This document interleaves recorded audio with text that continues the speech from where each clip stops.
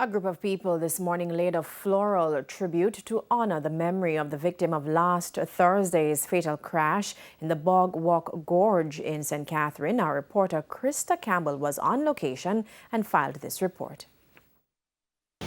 Remembering 59-year-old Valerie Ennis of White House Housing Scheme in Livingston, St. Catherine. Her family and friends laid tributes at the spot where a two-vehicle collision claimed her life and injured 8 others in the Bog Walk Gorge on Tuesday. We're doing this because she's a blessed friend. She's one that we know would have been upfront for us. I'm trying to stay strong as the eldest sibling. But it's really hard when for 40 odd years somebody's been your best friend. She's my sister, my mother. She is always there. As a matter of fact, the morning in question, the accident happened. She was on her way to my restaurant where she helps me every day of the week.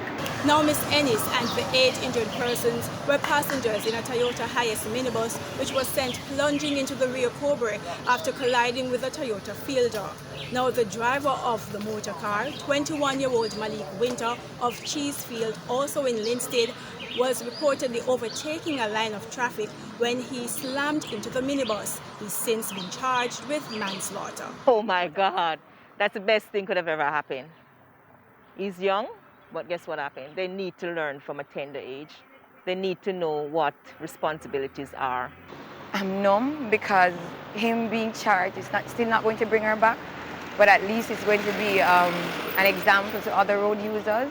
We need safety on the streets. Motorists need to know when to overtake. The gorge is in a deplorable condition also.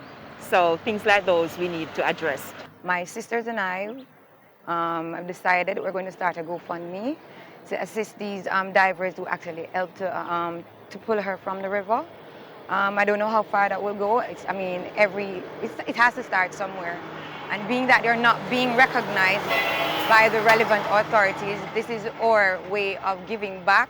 It won't bring her back, but it's in her honor.